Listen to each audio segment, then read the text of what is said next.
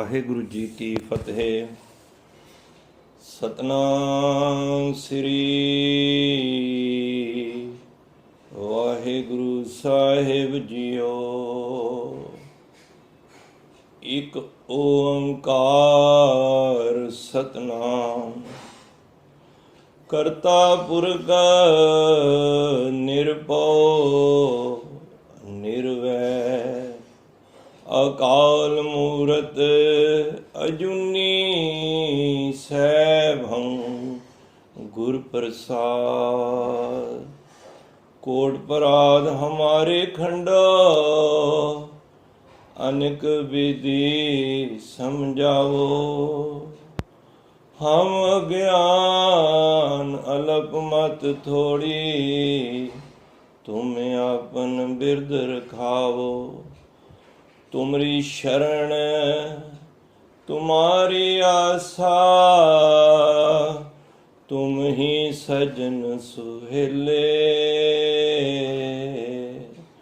राखो रागण आर दयाला नानक करके गोले। जी राखो रागण हार दयाला नानक करके गोले। ਵਾਹਿਗੁਰੂ ਜੀ ਕਾ ਖਾਲਸਾ ਵਾਹਿਗੁਰੂ ਜੀ ਕੀ ਫਤਿਹ। ਧੰਨ ਧੰਨ ਸ੍ਰੀ ਗੁਰੂ ਗ੍ਰੰਥ ਸਾਹਿਬ ਮਹਾਰਾਜ, ਜਿਨ੍ਹਾਂ ਦੀ ਅਪਾਰ ਬਖਸ਼ਿਸ਼ ਹੋਈ ਹੈ। ਸਤਿਗੁਰੂ ਨੇ ਸੋਹਣੇ ਸਵਾਸ ਬਖਸ਼ੇ ਹਨ। ਆਪ ਸਾਰੀਆਂ ਸੰਗਤਾਂ ਦੇ ਦਰਸ਼ਨ ਹੋ ਰਹੇ ਹਨ। ਗੁਰੂ ਮਹਾਰਾਜ ਕਿਰਪਾ ਕਰਨ। ਆਓ ਸ਼ਬਦ ਪੜ੍ਹ ਕੇ ਉਸ ਦੀ ਵਿਚਾਰ ਕਰਨ ਦਾ ਯਤਨ ਕਰੀਏ। ਵਿਚਾਰ ਕਰਾਉਣ ਵਾਲਾ ਉਹ ਆਪ ਹੀ ਹੈ, ਮੱਤ ਦੇਣ ਵਾਲਾ ਵੀ ਉਹ ਆਪ ਹੈ, ਤੇ ਭਰਮਾਂ ਵਿੱਚ ਪਾਉਣ ਵਿੱਚ ਵੀ ਉਹ ਪਰਮਾਤਮਾ ਹੀ ਹੈ। ਹਰ ਆਪੇ ਭਰਮ ਭੁਲਾਏਂਦਾ, ਹਰ ਆਪੇ ਹੀ ਮੱਤ ਦੇ। ਸੋ ਮੱਤ ਵੀ ਉਸਨੇ ਹੀ ਦੇਣੀ ਹੈ। ਸਤਿਗੁਰੂ ਦੀ ਬਾਣੀ ਦਾ ਸ਼ਬਦ ਹੈ, ਗਏ ਕਲੇਸ਼ रोग सब नासे प्रभ अपने कृपा धारी। राग पैज नाम अपने की पूर्ण काल हमारी। आठ पैरा राधो स्वामी पूर्ण काल हमारी। हर जियो तू सुख संपत रास राख लियो पाई मेरे को। प्रभु आगे अरदास जो मांगो सोई सोई पावो। अपने खसम भरोसा कहो नानक गुर पूरा भेटियो। मिट्यो सगल अंदेसा हर जियो तू सुख संपत रास राख लियो पाई मेरे को। प्रभ आगे अरदास। ਸਾਧ ਸੰਗਤ ਜੀਓ, ਇਹ ਤਰਲਾ ਹੈ ਗੁਰੂ ਅਰਜਨ ਦੇਵ ਮਹਾਰਾਜ ਜੀ ਦਾ ਉਸ ਪ੍ਰਭੂ ਪਰਮਾਤਮਾ ਦੇ ਚਰਨਾਂ ਵਿੱਚ। ਹਰ ਜੀਓ ਤੂੰ ਸੁਖ ਸੰਪਤ ਰਾਸ, ਤੂੰ ਸੁੱਖਾਂ ਦੀ ਸੰਪਤੀ ਹੈ, ਪੂੰਜੀ ਹੈ। ਉਹ ਆਤਮਕ ਸੁਖ ਦੇਣ ਵਾਲੀ ਰਾਸ ਹੈ। ਮੈਂ ਤੁਹਾਡੇ ਚਰਨਾਂ ਵਿੱਚ ਅਰਦਾਸ ਬੇਨਤੀ ਕਰ ਰਿਹਾ, ਰਾਖ ਲਿਓ ਭਾਈ ਮੇਰੇ ਕੋ। ਪ੍ਰਭ ਆਗੇ ਅਰਦਾਸ। ਜਦੋਂ ਕੋਈ ਵੀ ਸਿੱਖ ਇਸ ਤਰ੍ਹਾਂ ਭਰ ਕੇ ਮਨ ਦੀ ਵੇਦਨਾ ਦੇ ਵਿੱਚੋਂ ਪਰਮਾਤਮਾ ਦੇ ਚਰਨਾਂ ਵਿੱਚ ਤਰਲਾ ਪਾਉਂਦਾ ਹੈ, ਗੁਰੂ ਸਭ ਤੋਂ ਪਹਿਲਾਂ ਕੀ ਕਰਦਾ ਹੈ? ਗਏ ਕਲੇਸ਼ ਰੋਗ ਸਭ ਨਾਸੇ, ਪ੍ਰਭ ਆਪਣੇ ਕਿਰਪਾ ਧਾਰੀ। ਉਹਦੇ ਸਾਰੇ ਕਲੇਸ਼, ਰੋਗ, ਦੁੱਖ, ਸੰਤਾਪ ਸਭ ਉਤਰ ਜਾਂਦੇ ਹਨ, ਖਤਮ ਹੋ ਜਾਂਦੇ ਹਨ। ਜਦੋਂ ਪੂਰੇ ਪ੍ਰਭੂ ਨੇ ਕਿਰਪਾ ਕਰ ਦਿੱਤੀ, ਉਹਦੇ ਚਰਨਾਂ ਵਿੱਚ ਅਰਦਾਸ ਕੀਤੀ, ਕਰਨਾ ਕੀ ਹੈ, ਆਠ ਪਹਿਰ ਆਰਾਧੋ ਸੁਆਮੀ। ਉਸ ਮਾਲਕ ਨੂੰ, ਸੁਆਮੀ ਨੂੰ ਅੱਠੇ ਪਹਿਰ ਆਰਾਧਨਾ ਕਰ। ਜਦੋਂ ਤੂੰ ਉਸ ਪਰਮਾਤਮਾ ਨੂੰ ਆਰਾਧੇਂਗਾ, ਪੂਰਨ ਕਾਲ ਹਮਾਰੀ, ਸਾਡੀ ਘਾਲਣਾ ਪੂਰੀ ਹੋ ਜਾਏਗੀ। ਕਿਉਂਕਿ ਪਰਮਾਤਮਾ ਕੀ ਹੈ, ਜੋ ਮੰਗੋ ਸੋਈ ਸੋਈ ਪਾਵੋ। ਅਸੀਂ ਜੋ ਵੀ ਮੰਗਣਾ ਹੈ ਨਾ, ਉਹ ਪਰਮਾਤਮਾ ਨੇ ਪੂਰਾ ਕਰ ਦੇਣਾ ਹੈ, ਕਿਉਂਕਿ ਉਹ ਸਮਰੱਥਾ ਦਾ ਮਾਲਕ ਹੈ। ਆਪਣੇ ਖਸਮ ਭਰੋਸਾ, ਬਸ ਇਹ ਗੱਲ ਯਾਦ ਰੱਖਣੀ ਹੈ। ਅਰਦਾਸ ਉਸ ਅੱਗੇ ਕਰੋ ਜਿਹਦੇ ਉੱਤੇ ਖਸਮ ਤੇ ਭਰੋਸਾ ਹੋਵੇ। ਬਹੁਤੀ ਜਗ੍ਹਾ ਸਿਰ ਝੁਕਾਣੇ, ਹਰ ਜਗ੍ਹਾ ਸਵਾਲ, ਆਪਣੀ ਵੇਦਨਾ ਸਭ ਦੇ ਅੱਗੇ ਖੋਲਣੀ, ਸਮਝ ਲਓ ਅਰਦਾਸ ਪੂਰੀ ਨਹੀਂ ਹੁੰਦੀ। ਇੱਕ ਦੇ ਅੱਗੇ ਝੁਕੀਏ, ਜੋ ਮੰਗੋ ਸੋਈ ਸੋਈ ਪਾਵੋ, ਆਪਣੇ ਖਸਮ ਭਰੋਸਾ। ਕਹੋ ਨਾਨਕ ਗੁਰ ਪੂਰਾ ਭੇਟਿਓ, ਮਿਟਿਓ ਸਗਲ ਅੰਦੇਸਾ। ਇਹ ਅੰਦਰ ਦੇ ਜਿਹੜੇ ਭਰਮ, ਵਹਿਮ ਨੇ, ਸੰਸੇ ਨੇ, ਇਹ ਸਾਰੇ ਆਪੇ ਹੀ ਮਿਟ ਜਾਣਗੇ ਜਦੋਂ ਇੱਕ ਦੇ ਅੱਗੇ ਅਰਦਾਸ ਕਰਾਂਗੇ। ਸੋ ਅੱਜ ਅਸੀਂ ਵਿਸ਼ਾ ਅਰਦਾਸ ਦਾ ਲਿਆ ਹੈ। ਅਰਦਾਸ ਤੋਂ ਕੀ ਭਾਵ ਹੈ, ਅਰਦਾਸ ਕਿਹਦੇ ਅੱਗੇ ਕਰਨੀ ਹੈ, ਤੇ ਅਰਦਾਸ ਕਿਵੇਂ ਕਰਨੀ ਹੈ। ਅਰਦਾਸ ਤੋਂ ਵੈਸੇ ਫਾਰਸੀ ਦਾ ਅੱਖਰ ਹੈ ਅਰਜ ਦਾਸ, ਆਪਣੀ ਅਰਜ਼ੀ ਨੂੰ ਰੱਖਣਾ ਕਿਸੇ ਦੇ ਅੱਗੇ, ਉਹਨੂੰ ਅਰਦਾਸ ਕਹਿੰਦੇ ਨੇ। ਵੈਸੇ ਸੰਸਕ੍ਰਿਤ ਵਿੱਚ ਇਹ ਅੱਖਰ ਆਉਂਦਾ ਹੈ, ਪਰ ਗੁਰਮਤ ਵਿੱਚ ਇਸ ਨੂੰ ਅਰਦਾਸ ਕਹਿੰਦੇ ਹਨ। ਗੁਰਬਾਣੀ ਵਿੱਚ ਬਹੁਤ ਜਗ੍ਹਾ ਦਰਸ਼ਨ ਹੁੰਦੇ ਹਨ ਇਸ ਅੱਖਰ ਦੇ। ਹੁਣ ਅਰਦਾਸ ਕੀ ਹੈ? ਅਰਦਾਸ ਹੈ ਆਪਣੇ ਮਨ ਦੀ ਵੇਦਨਾ, ਮਨ ਦੀ ਜੋ ਅੰਦਰ ਦੀ ਭਾਵਨਾ ਹੈ। ਦੇਖੋ, ਅਰਦਾਸ ਤੇ ਅਸੀਂ ਰੋਜ਼ ਕਰਨੇ ਆ ਇੱਕ ਲਫ਼ਜ਼ੀ ਤੌਰ ਤੇ, ਬਈ ਦੇ ਰੋਗਤਾ ਦੀ ਦਾਤ ਬਖਸ਼ਣੀ, ਗੁਰਸਿੱਖੀ ਜੀਵਨ ਬਖਸ਼ਣਾ, ਬੱਚਿਆਂ ਵਿੱਚ, ਕਾਰੋਬਾਰ ਵਿੱਚ, ਦੇਸ਼ ਪ੍ਰਦੇਸ਼ ਰੱਖਿਆ ਕਰਨੀ। ਇਹ ਸਾਡੇ ਇੱਕ ਨਾ, ਮੈਂ ਕਹਾਂਗਾ ਤੱਕੀਆ ਕਲਾਮ ਹੋ ਗਿਆ। ਅਰਦਾਸ ਮਨ ਖਿਮਾ ਕਰ ਦੇਣਾ, ਇਹ ਦਿਲੋਂ ਨਹੀਂ ਹੋ ਰਹੀ। ਜਦੋਂ ਅਰਦਾਸ ਦਿਲੋਂ ਹੋਏਗੀ, ਉਦੋਂ ਪਰਮਾਤਮਾ ਦੇ ਘਰ ਵਿੱਚ ਪਹੁੰਚਣ ਵਿੱਚ ਦੇਰੀ ਨਹੀਂ ਲੱਗਦੀ। ਕਈ ਵਿਦਵਾਨਾਂ ਨੇ ਨਾ ਅਰਦਾਸ ਅੱਖਰ ਨੂੰ ਬਹੁਤ ਸੁੰਦਰ ਢੰਗ ਨਾਲ ਵਿਖਿਆਨ ਕੀਤਾ ਹੈ ਕਿ ਇਹਦੇ ਵਿੱਚ 4 ਅੱਖਰ ਜਿਹੜੇ ਯੂਜ਼ ਹੁੰਦੇ ਹਨ। ਜਿਸ ਤਰ੍ਹਾਂ ਭਗਤ ਦੇ ਅੰਦਰ 3 ਅੱਖਰ ਹੁੰਦੇ ਨੇ, ਭੱਬਾ, ਗੱਗਾ ਤੇ ਤੱਤਾ। ਉਹ ਭਗਤ ਕਿਹੜਾ? ਜਿਹਦੇ ਵਿੱਚ ਭਗਤੀ ਹੈ, ਗਿਆਨ ਹੈ ਤੇ ਤਿਆਗ ਭਾਵਨਾ ਹੈ। ਅਰਦਾਸ ਤੋਂ ਐੜਾ, ਰਾਰਾ, ਦਾਦਾ ਤੇ ਸੱਸਾ। ਹੁਣ ਅਰਦਾਸ ਕਿਹਦੇ ਅੱਗੇ ਕਰਨੀ ਹੈ? ਐੜੇ ਤੋਂ ਭਾਵ ਬੁੱਧੀਜੀਵੀਆਂ ਨੇ, ਵਿਦਵਾਨਾਂ ਨੇ ਕਿਹਾ ਕਿ ਉਹ ਅੰਤਰਜਾਮੀ ਹੋਣਾ ਚਾਹੀਦਾ ਹੈ। ਦੇਖੋ, ਅਰਦਾਸ ਤੇ ਅਸੀਂ ਉਹਦੇ ਅੱਗੇ ਹੀ ਕਰੀਏ ਨਾ ਜਿਹਨੂੰ ਸਾਡੇ ਅੰਦਰ ਦੀ ਪੀੜਾ ਦਾ ਪਤਾ ਹੈ।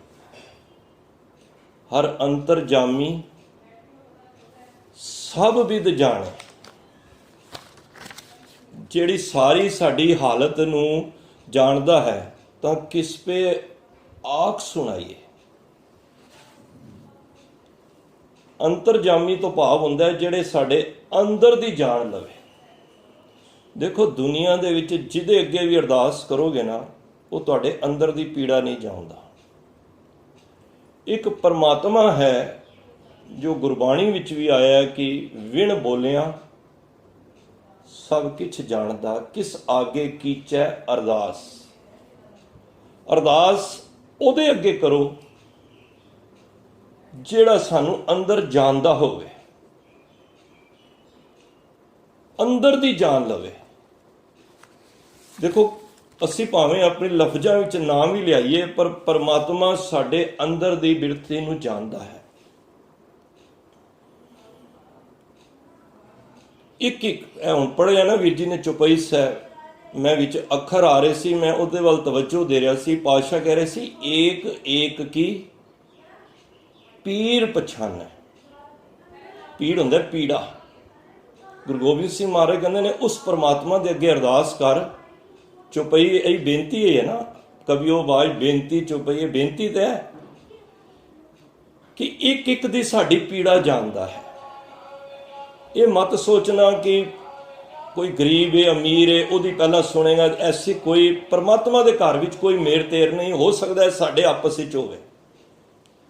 ਏਕ ਏਕ ਕੀ ਪੀਰ ਪਛਾਨੇ, ਘਟ ਘਟ ਕੇ ਪਟ ਪਟ ਕੀ ਜਾਣੇ। ਉਹ ਹਰ ਇੱਕ ਦੇ ਦਿਲਾਂ ਦੇ ਅੰਦਰ ਦੀ ਜਾਣਦਾ ਹੈ। ਜੇ ਇੱਕ ਚੋਰ ਵੀ ਆ ਗਿਆ ਹੈ, ਉਹਦੀ ਵੀ ਪੁਕਾਰ ਉਹ ਸੁਣਦਾ ਹੈ। ਘਟ ਘਟ ਕੇ ਅੰਤਰ ਕੀ ਜਾਣਤ, ਭਲੇ ਬੁਰੇ ਕੀ ਪੀਰ ਪਛਾਨਤ। ਭਾਵੇਂ ਮਾੜਾ ਹੈ ਤੇ ਭਾਵੇਂ ਚੰਗਾ ਹੈ, ਉਹ ਹਰ ਇੱਕ ਦੀ ਪੀੜਾ ਜਾਣਦਾ ਹੈ। ਇਸ ਕਰਕੇ ਅਰਦਾਸ ਤੋਂ ਐੜੇ ਤੋਂ ਭਾਵ ਉਹਦੇ ਅੱਗੇ ਹੱਥ ਜੋੜ ਕੇ ਅਰਦਾਸ ਕਰੋ ਜਿਹੜਾ ਅੰਤਰਜਾਮੀ ਹੈ, ਜਿਹੜੀ ਸਾਰਾ ਕੁਝ ਜਾਣਦਾ ਹੈ। ਰਾਰਾ ਜਿਹੜਾ ਰਖਵਾਲਾ ਹੈ। ਰਖਵਾਲਾ ਕੌਣ ਹੈ? ਰਖਵਾਲਾ ਉਹ ਪ੍ਰਭੂ ਹੈ। ਦੇਖੋ, ਜਦੋਂ ਅਸੀਂ ਮਾਤਾ ਦੇ ਉਦਰ ਵਿੱਚ ਸੀ, ਉਸ ਵੇਲੇ ਸਾਡੀ ਕੌਣ ਰੱਖਿਆ ਕਰ ਰਿਹਾ ਸੀ?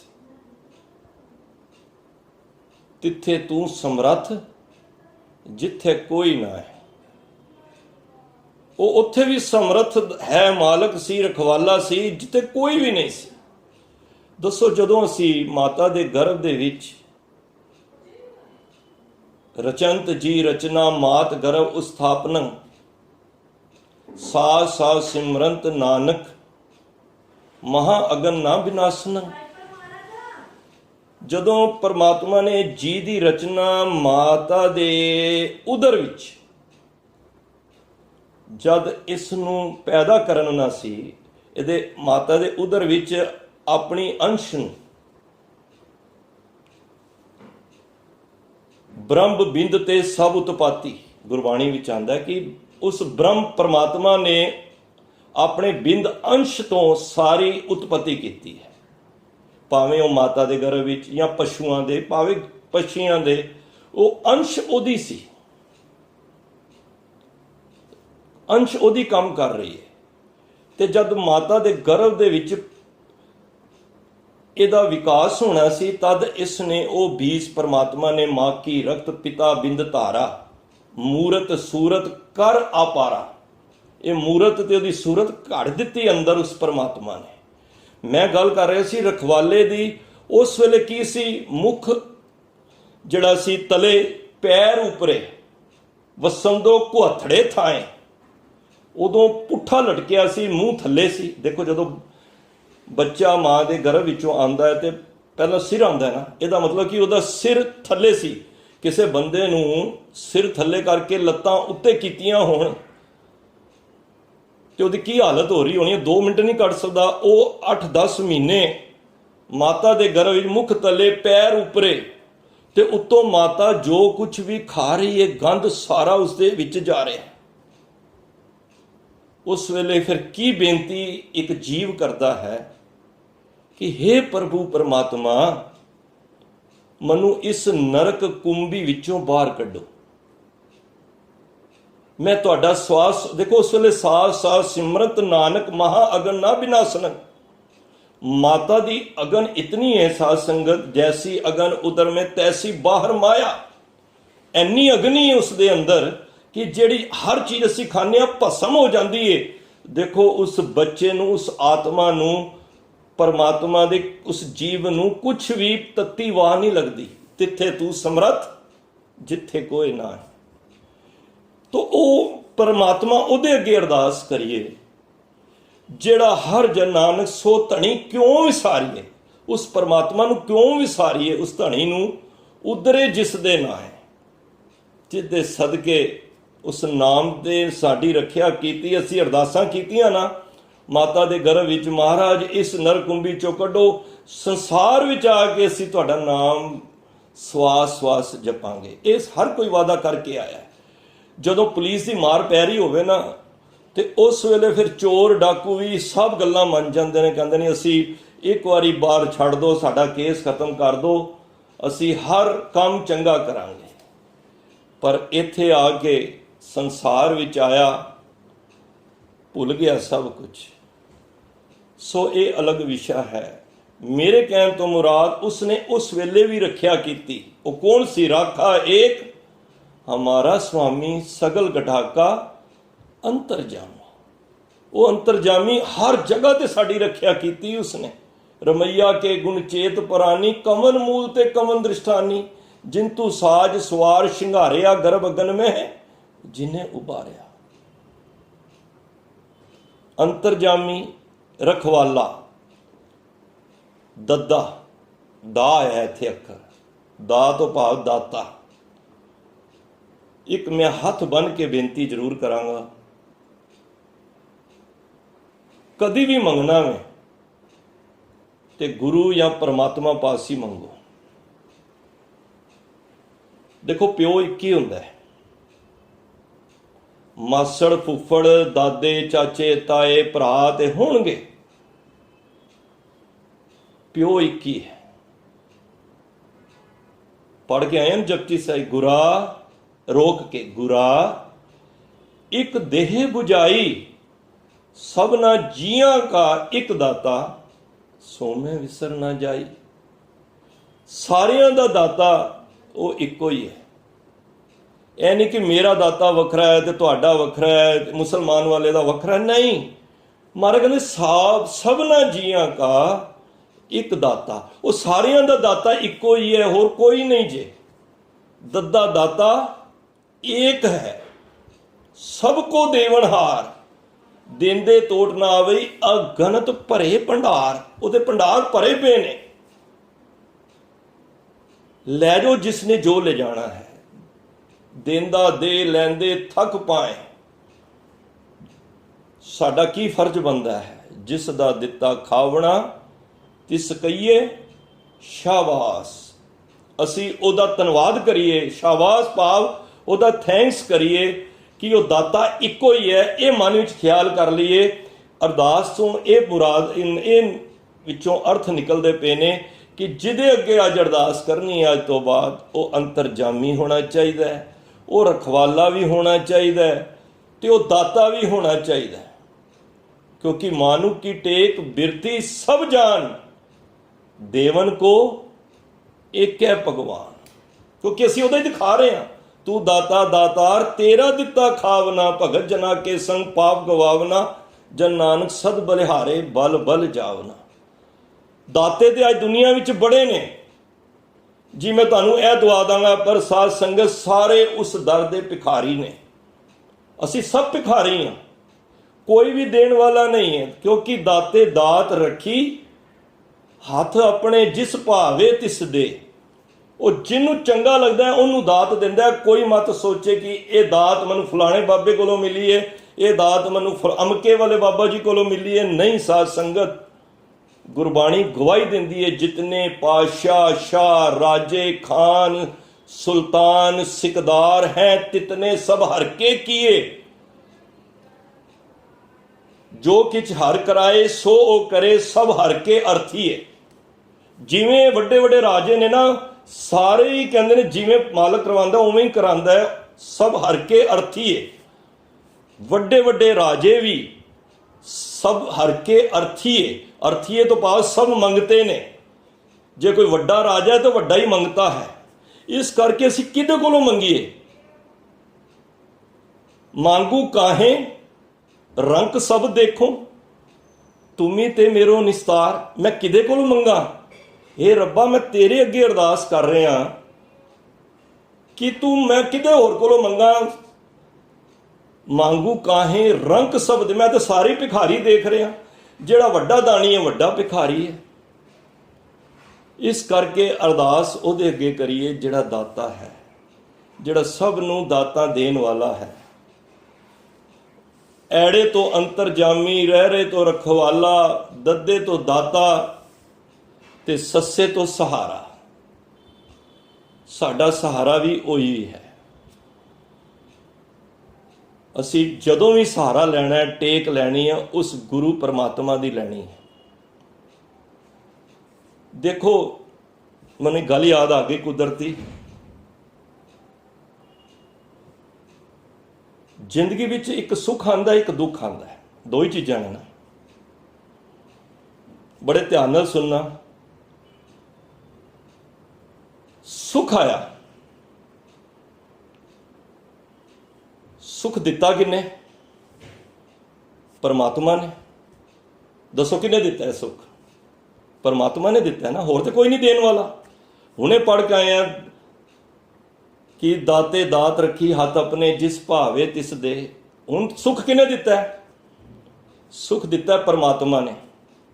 ते जिन्हें सुख दिता है धन्नवाद कि भाई कोई तुहाडी मदद करे तो तुसीं धन्नवाद किहदा करोगे? उस मदद करने वाले दा करोगे ना। अगर परमात्मा ने सानू दाता सुख दिता है तो असी धन्नवाद थैंक्स किहदा करना है? परमात्मा दा। जे रब ना करे चलते जीवन विच दुख आ जाए, मैं सहारे की गल कर रहा, चलते जीवन विच दुख आ जाए ते मना अपने दुख नू जगह जगह ना फलोर। दुख आया, दुख दूर किन्ने करना है? होर कोई शक्ति है ऐसी? दुख दूर करना है परमात्मा ने, होर किसी ने नहीं करना। मैं तो इत्थों तक भी वेख्या कई बार हॉस्पिटल विच मरीज बीमार हो जाए और डॉक्टर भी कई बार जवाब दे जाते, कहते हुण मैं कुछ नहीं कर सकता, उस परमात्मा गॉड दे अगे बेनती अरदास करो, दुआ करो, वो बच तां ही बच सकते। हुण दुख नूं खत्म करने वाला कौन है? परमात्मा। एक पंक्ति बड़ी खूबसूरत आंदी है, दुख तिसे पे आखिए सुख जिसे ही पास। देखो कितनी वडमुली पंक्ति है। कहते दुख ओनू आखो जिदे को सुख ने, जिन्हें सानू सुख देने तो बाद कोई पछतावा नहीं। ओनू पढ़ने ए मन हर जी ध्याए तू, एक मन एक चित पाए, हर कियां सदा सदा वडियाइयां दे ना पछोताए। तुहानू लोड़ पै जाए कोई रिश्तेदार को 2 बारी 5 बारी जाओगे ना तो 6वीं बारी हो केगा बूहा ही बंद कर दो, तो रोज ही आन लग पे। तुसी गुरुद्वारे जाके, मंदिर जाके, मस्जिद जाके अपनी वेदना रोज रखते हो, रोज मंग लियाते हो, नवी मंग लियाते हो, पूरी हो जाती है। परमात्मा ने कदी कहा तू इतनियां मंगा क्यों लैके आना पे? मैं तेनों इंदा कुछ दे बैठा वा, 10 वस्तु ले पाछे पावे, कदी उन्हें कहा वे? नहीं कहा, क्योंकि उसका सुभाव है। तुसी अपने पुत्र नूं कुछ दोगे, बच्चों नूं कुछ दोगे, उन्होंने जताओगे। तो असी भी परमात्मा दे पुत्र हाँ। तो मात पिता हम बारक तेरे। मेरे कहन तो मुराद है वे दुख आवे सुख आवे, टेक सहारा जिहड़ा है ना इक्को दा लेना चाहिए। इधर उधर भज लो भी गए, अखीरला फिर समा आएगा, तुहानू फिर परमात्मा की शरण आना पएगा। द्रौपदी सी ना, इतिहास जानते हो, मैं उधर नहीं जा रहा। जद उदों वस्त्र उन्होंने नगन किया जा रहा सी, भरी सभा दे विच कितने वड्डे वड्डे सूरबीर बैठे सन, 5 उन्हां दे पति बैठे सन पांडव। सब दे अगे पुकार की, मान सी ना ये मेरी रखिया करनगे। पर जद हार गई तो फिर उन्हें किनू किया? किशन जी नू किया। फिर कपड़ का फिर 1000 मीटर कपड़ उतर गया, उहदी जिहड़ी ਇੱਜ਼ਤ ਸੀ ਉਹ ਬਚ ਗਈ। ਟੇਕ ਕਿਹਦੀ ਲਈ? ਉਸ ਪਰਮਾਤਮਾ ਦੀ। ਤਿਸ ਸਾਹਿਬ ਕੀ ਟੇਕ ਨਾਨਕ ਮੰਨੈ ਮਾਹੇ, ਜਿਸ ਸਿਮਰਤ ਸੁਖ ਹੋਏ ਸਗਲੇ ਦੁਖ ਜਾਏ। ਅੱਜ ਦੀ ਕਥਾ ਵਿੱਚੋਂ ਇਹ ਭਾਵ ਜ਼ਰੂਰ ਲੈਣਾ ਹੈ। ਅੱਜ ਦੀ ਕਥਾ ਵਿੱਚ ਇਹ ਭਾਵ ਜ਼ਰੂਰ ਲੈਣਾ ਹੈ, ਦੁੱਖ ਆਵੇ ਸੁਖ ਆਵੇ, ਮੈਂ ਤਾਣ ਦੀਵਾਨ ਤੂੰ ਹੈ ਮੇਰੇ ਸੁਆਮੀ, ਮੈਂ ਤੁਧ ਆਗੇ ਅਰਦਾਸ, ਮੈਂ ਹੋਰ ਥਾਉ ਨਹੀਂ, ਜਿਸ ਪੈ ਕਰੋ ਬੇਨੰਤੀ, ਮੇਰਾ ਦੁੱਖ ਸੁਖ ਤੁਝ ਹੀ ਪਾਸ। ਬਸ ਇੱਕ ਮਨ ਵਿੱਚ ਕਿ ਮੈਨੂੰ ਕਦੀ ਖੁਸ਼ੀ ਆਵੇ ਤੇ ਮੈਂ ਇਤਨਾ ਚੇਤੇ ਰੱਖ ਲਾਂ, ਜੇ ਰੱਬ ਨਾ ਦਿੰਦਾ ਤੇ ਮੈਂ ਕੀ ਕਰ ਸਕਦਾ ਸੀ? ਜਾ ਕੇ ਉਹਦਾ ਧੰਨਵਾਦ ਕਰ, ਆਪਣਾ ਨੇਮ ਵਧਾ, ਜਿਤਨੀ ਬਾਣੀ ਪੜ੍ਹ ਸਕਣਾ, ਸੰਗਤ ਕਰ ਸਕਣਾ ਕਰ। ਦੁੱਖ ਆਇਆ, ਕਿਸੇ ਹੋਰ ਦੀ ਓਟ ਆਸਰਾ ਨਾ ਲੈ, ਉਹਦੇ ਚਰਨਾਂ ਵਿੱਚ ਅਰਦਾਸ ਬੇਨਤੀ ਕਰ। ਦੁੱਖ ਭੰਜਨ ਤੇਰਾ ਨਾਮ ਜੀ, ਦੁੱਖ ਭੰਜਨ ਤੇਰਾ ਨਾਮ, ਆਠ ਪੈਰ ਆਰਾਧੀਏ ਪੂਰਨ ਸਤਿਗੁਰ ਗਿਆਨ, ਉਹਦੇ ਅੱਗੇ ਅਰਦਾਸ ਕਰੀਏ। ਦੇਖੋ ਅਰਦਾਸ ਮੈਂ ਪਹਿਲਾਂ ਕਿਹਾ, ਅਰਦਾਸ ਅਸੀਂ ਰੋਜ਼ ਨਿਤਨੇਮ ਵਿੱਚ ਕਰਨੇ ਆ। ਗੁਰੂ ਸਾਹਿਬ ਇਹ ਵੀ ਦੋ, ਇਹ ਵੀ, ਪਰ ਸਾਨੂੰ ਨਾ ਹੁਣ ਉਧਰ ਧਿਆਨ ਨਹੀਂ, ਅਸੀਂ ਲਫ਼ਜ਼ ਪੜ੍ਹ ਜਾਂਦੇ ਆ। ਪਰ ਤੁਸੀਂ ਕਦੀ ਦੇਖੋ, ਜੇ ਅੰਦਰੋਂ ਆਵਾਜ਼ ਨਿਕਲੇ ਨਾ ਤੇ ਉਹ ਪਰਮਾਤਮਾ ਕੋਲ ਪਹੁੰਚ ਜਾਂਦੀ ਹੈ। ਅਰਦਾਸ ਵਿੱਚ ਬਹੁਤ ਸ਼ਕਤੀ ਹੈ। ਇਹ ਹੁਣ ਗੁਰੂ ਤੇਗ ਬਹਾਦਰ ਸਾਹਿਬ ਕਿੱਥੇ ਬਾਬੇ ਬਕਾਲੇ ਦੀ ਧਰਤੀ ਤੇ ਕਿੱਥੇ ਉਹ ਸੂਰਤ ਤੇ ਉਥੇ ਸਮੁੰਦਰ ਵਿੱਚ ਬੇੜਾ, ਮੱਖਣ ਸ਼ਾਹ ਲੁਬਾਣੇ ਦਾ ਜੋ ਸ਼ਾਹੂਕਾਰ ਸੀ, ਕਿਤਨੀ ਉਹਦੇ ਨਾਲ ਉਹਦੇ ਸੇਵਾਦਾਰ ਸਨ, ਪਰਿਵਾਰ ਸਨ, ਘਰ ਦਾ ਸਾਰਾ ਸਮਾਨ ਔਰ ਵਪਾਰ ਕਰਦਾ ਸੀ, ਕਿਤਨੀ ਮਾਇਆ ਸੀ ਉਹਦੇ ਵਿੱਚ। ਉਹਦਾ ਬੇੜਾ ਜਦ ਡੁੱਬਣ ਜਾ ਰਿਹਾ ਸੀ, ਉਹਨੇ ਕਿਸੇ ਦਾ ਆਸਰਾ ਨਹੀਂ ਲਿਆ। ਉਹਨੇ ਇੱਕ ਜਪਜੀ ਸਾਹਿਬ ਦਾ ਪਾਠ ਕਰਕੇ ਤੇ ਗੁਰੂ ਨਾਨਕ ਦੇ ਘਰ ਦੇ ਵਿੱਚ ਅਰਦਾਸ ਕੀਤੀ, ਹੇ ਗੁਰੂ ਨਾਨਕ, ਮੈਂ ਤੁਹਾਡੇ ਚਰਨਾਂ 'ਚ ਅਰਦਾਸ ਕਰਨਾ ਵਾ, ਮੇਰੇ ਇਸ ਬੇੜੇ ਨੂੰ ਪਾਰ ਕਰਾ ਦਿਓ, 500 ਮੋਹਰਾਂ ਤੁਹਾਡੇ ਚਰਨਾਂ ਵਿੱਚ ਰੱਖਾਂਗਾ। ਦੇਖੋ ਸੁਣੀ ਜਾਂਦੀ ਨਾ ਅਰਦਾਸ। ਤੇ ਜੇ ਉਹਨੇ ਫਲਾਣੇ ਬਾਬੇ ਨੂੰ, ਫਲਾਣੇ ਬੰਦੇ ਨੂੰ, ਜੀ ਉਹ ਮੇਰਾ ਉਹ ਬੜਾ ਨਾਮ ਜਪਣ ਵਾਲਾ, 1008 ਸ਼੍ਰੀ ਪਤਾ ਨਹੀਂ ਕੀ ਅਸੀਂ ਪਦਵੀਆਂ ਲਾ ਕੇ ਅਰਦਾਸਾਂ ਕਰਨੇ। ਨਹੀਂ ਸਾਧ ਸੰਗਤ, ਮੈਂ ਪਹਿਲਾਂ ਕਿਹਾ ਸਭ ਹਰ ਕੇ ਅਰਥੀ ਹੈ।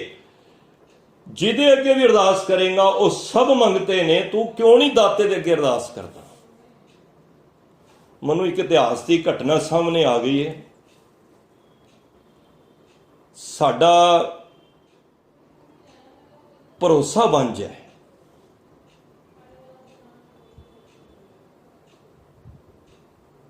ਪਹਾੜੀ ਰਾਜੇ, ਇਤਿਹਾਸ ਦੀ ਗੱਲ ਹੈ, ਇੱਕ ਮੁਸਲਮਾਨ ਨੂੰ ਕਿਤਨਾ ਭਰੋਸਾ ਸੀ ਗੁਰੂ ਸਾਹਿਬ ਤੇ, ਧੰਨ ਗੁਰੂ ਗੋਬਿੰਦ ਸਿੰਘ ਮਹਾਰਾਜ ਤੇ। ਪਹਾੜੀ ਰਾਜੇ ਈਰਖਾ ਕਰਦੇ ਸਨ ਤੇ ਉਹਨਾਂ ਨੇ ਵੇਖਿਆ ਕਿ ਗੁਰੂ ਗੋਬਿੰਦ ਸਿੰਘ ਮਹਾਰਾਜ ਦਾ ਆਨੰਦਪੁਰ ਵਿੱਚ ਬਹੁਤ ਹੀ ਸ਼ਾਨ ਸ਼ੌਕਤ ਹੋ ਰਹੀ ਹੈ। ਉਹ ਜਾ ਕੇ ਦਿੱਲੀ ਦੇ ਤਖਤ ਦੇ ਜੋ ਬਾਦਸ਼ਾਹ ਔਰੰਗਜ਼ੇਬ ਬੈਠਾ ਸੀ, ਉਹਨਾਂ ਦੇ ਜਾ ਕੇ ਕੰਨ ਭਰੇ ਪਹਾੜੀਏ ਰਾਜਾ ਨੇ ਕਿ ਗੁਰੂ ਗੋਬਿੰਦ ਸਿੰਘ ਮਹਾਰਾਜ ਦੇ ਆਨੰਦਪੁਰ ਦੇ ਅੰਦਰ ਡੇਰਾ ਲਾ ਕੇ ਔਰ ਬੜੀ ਫੌਜ ਸੈਨਾ ਤਿਆਰ ਕਰ ਰਹੇ ਨੇ। ਔਰੰਗਜ਼ੇਬ ਨੂੰ ਭੜਕਾ ਦਿੱਤਾ। ਔਰੰਗਜ਼ੇਬ ਨੇ ਆਪਣੇ ਸਾਰੇ ਜਰਨੈਲਾਂ ਨੂੰ ਇਕੱਠਾ ਕੀਤਾ, ਇਕੱਠਾ ਕਰਕੇ ਤੇ ਇੱਕ ਐਲਾਨ ਕੀਤਾ, ਜਿਹੜਾ ਗੁਰੂ ਗੋਬਿੰਦ ਸਿੰਘ ਮਹਾਰਾਜ ਨੂੰ ਜਿੰਦਾ ਜਾਂ ਮੁਰਦਾ ਫੜ ਕੇ ਲਿਆਏਗਾ ਉਸ ਨੂੰ 10,000 ਮੋਹਰਾਂ ਦਿੱਤੀਆਂ ਜਾਣਗੀਆਂ ਤੇ ਉਹਨੂੰ ਸਨਮਾਨ ਦਿੱਤਾ ਜਾਏਗਾ, ਪਰ ਜਿੰਦਾ ਜਾਂ ਮੁਰਦਾ। ਆਨੰਦਪੁਰ ਤੋਂ ਭਰੀ ਸਭਾ ਦੇ ਵਿੱਚ ਵੱਡੇ ਵੱਡੇ ਜਰਨੈਲ ਬੈਠੇ ਸਨ। ਇੱਕ ਕੋ 30 ਕੋ 32 ਸਾਲ ਦਾ ਸੈਦਾ ਮੁਸਲਮਾਨ ਖੜਾ ਹੋਇਆ, ਜਿਹੜਾ ਇਤਿਹਾਸ ਵਿੱਚ ਸੈਦ ਖਾਂ ਵੀ ਆਇਆ। ਉਹ ਖੜਾ ਹੋਇਆ ਤੇ ਉਹਨੇ ਕਿਹਾ, ਜੀ ਇਹ ਕੰਮ ਤੇ ਮੈਂ ਕਰਾਂਗਾ। ਔਰੰਗਜ਼ੇਬ ਨੇ ਕਿਹਾ ਕਿ ਤੂੰ ਕੁਝ ਸੈਨਾ ਇੱਥੋਂ ਲੈ ਜਾ, ਕੁਝ ਪਾਣੀਪਤ ਤੋਂ ਲੈ ਲਈ, ਕੁਝ ਸਰਹੰਦ ਤੋਂ ਲੈ ਕੇ ਜਦ ਆਨੰਦਪੁਰ ਪਹੁੰਚੇਗਾ ਤੇਰੇ ਕੋਲ 10,000 ਸੈਨਾ ਹੋ ਜਾਏਗੀ। ਤੇ ਮੋਹਰਾਂ ਲਈਆਂ, ਚੱਲ ਪਿਆ। ਰਸਤੇ ਵਿੱਚ ਪਾਣੀਪਤ, ਸਰਹੰਦ ਸਭ ਸੈਨਾ ਲੈਂਦੇ ਹੋਏ ਤੇ ਸਡੋਰੇ ਦੀ ਧਰਤੀ ਤੇ ਪਹੁੰਚਿਆ। ਕਹਿੰਦਾ ਕਿਉਂ ਨਾ ਮੈਂ ਆਪਣੀ ਭੈਣ ਨੂੰ ਮਿਲ ਜਾਵਾਂ। ਹਰ ਇੱਕ ਬੰਦਾ ਚਾਹੁੰਦਾ ਜਦ 10,000 ਸੈਨਾ ਕੋਲ ਹੋਏਗੀ, ਇਤਨਾ ਰੁਤਬਾ ਹੋਏਗਾ, ਤੇ ਹਰ ਕੋਈ ਚਾਹੁੰਦਾ ਮੈਂ ਆਪਣੇ ਰਿਸ਼ਤੇਦਾਰਾਂ ਵਿੱਚ ਮੈਂ ਦਿਖਾਵਾਂ। ਤੁਸੀਂ ਕੋਈ ਕੋਠੀ ਬਣਾਉਂਦੇ ਹੋ, ਕੋਈ ਵੱਡਾ ਕਾਰੋਬਾਰ ਕਰਦੇ ਹੋ, ਤੇ ਇੱਕ ਮਨ ਵਿੱਚ ਹੁੰਦਾ ਕਿ ਸਾਰਿਆਂ ਨੂੰ ਦਿਖਾਇਆ ਜਾਏ, ਮੇਰੇ ਰਿਸ਼ਤੇਦਾਰਾਂ ਨੂੰ ਪਤਾ ਲੱਗੇ ਮੈਂ ਇਤਨੀ ਵਧੀਆ ਕੋਠੀ ਬਣਾਈ ਹੈ ਜਾਂ ਜੋ ਵੀ ਹੈ। ਉਹਨੇ ਇਤਨੀ ਸੈਨਾ ਲੈ ਕੇ ਬਾਹਰ ਖੜੀ ਕੀਤੀ ਤੇ ਆਪ ਆਇਆ ਕੁਝ ਜਰਨੈਲਾਂ ਦੇ ਨਾਲ ਭੈਣ ਦੇ ਘਰ ਨਸੀਰਾ, ਜੋ ਪੀਰ ਬੁੱਧੂ ਸ਼ਾਹ ਦੀ ਘਰਵਾਲੀ ਸੀ। ਬੜੀ ਆਸਥਾ ਗੁਰੂ ਘਰ ਤੇ ਰੱਖਦੇ ਸਨ ਦੋਨੋਂ, ਔਰ ਗੁਰੂ ਸਾਹਿਬ ਨੂੰ ਉਸ ਪਰਮਾਤਮਾ ਦੇ ਨੂਰ, ਪਰਮਾਤਮਾ ਦਾ ਨੂਰ ਉਹਦੇ ਵਿੱਚੋਂ ਉਹਨਾਂ ਨੂੰ ਨਜ਼ਰ ਆਉਂਦਾ ਸੀ। ਜਦ ਆਇਆ ਤੇ ਇਤਨੀ ਸੈਨਾ ਆ ਕੇ ਬੈਠਿਆ, ਭੈਣ ਨਾਲ ਮਿਲਿਆ, ਚਾਹ ਪਾਣੀ ਪੀਤੀ, ਲੰਗਰ ਵਾਸਤੇ ਬੇਨਤੀ ਕੀਤੀ। ਲੰਗਰ ਛਕਦਾ ਪਿਆ ਸੀ, ਪ੍ਰਸ਼ਾਦਾ ਛਕਦਾ ਪਿਆ ਸੀ। ਛਕਦੇ ਛਕਦੇ ਨਸੀਰਾ ਨੇ ਪੁੱਛ ਲਿਆ, ਉਹ ਵੀਰਾ ਤੂੰ ਇੰਨੀ ਸੈਨਾ ਲੈ ਕੇ ਕਿੱਧਰ ਜਾ ਰਿਹਾ? ਸੁਭਾਵਕ ਹੀ ਨਿਕਲਿਆ, ਕਹਿਣਾ ਜੀ ਮੈਂ ਤੇ ਆਨੰਦਪੁਰ ਜਾ ਰਿਹਾ ਵਾਂ, ਉੱਥੇ ਕੋਈ ਪੀਰ ਹੈ ਗੁਰੂ ਗੋਬਿੰਦ ਸਿੰਘ ਮਹਾਰਾਜ, ਮੈਂ ਉਹਨਾਂ ਨੂੰ ਜਿੰਦਾ ਜਾਂ ਮੁਰਦਾ ਫੜ ਕੇ ਲਿਆਣਾ। ਉਸ ਵੇਲੇ ਭੈਣ ਨਸੀਰਾ ਦੇ ਪੈਰਾਂ ਥੱਲੋਂ ਜ਼ਮੀਨ ਨਿਕਲ ਗਈ। ਕਹਿਣ ਲੱਗੀ, ਵੀਰਾ ਤੂੰ ਕਿਹੜੇ ਕੰਮ ਨਿਕਲ ਪਿਆ? ਉਹ ਤੇ ਅੱਲਾਹ ਤਾਲਾ ਦਾ ਨੂਰ ਹੈ, ਉਹ ਤੇ ਕੋਈ ਵਿਅਕਤੀ ਨਹੀਂ ਹੈ, ਕੋਈ ਸਰੀਰ ਨਹੀਂ ਜੇ। ਇਹ ਕਈ ਭੁਲੇਖਾ ਖਾ ਜਾਂਦੇ ਨੇ।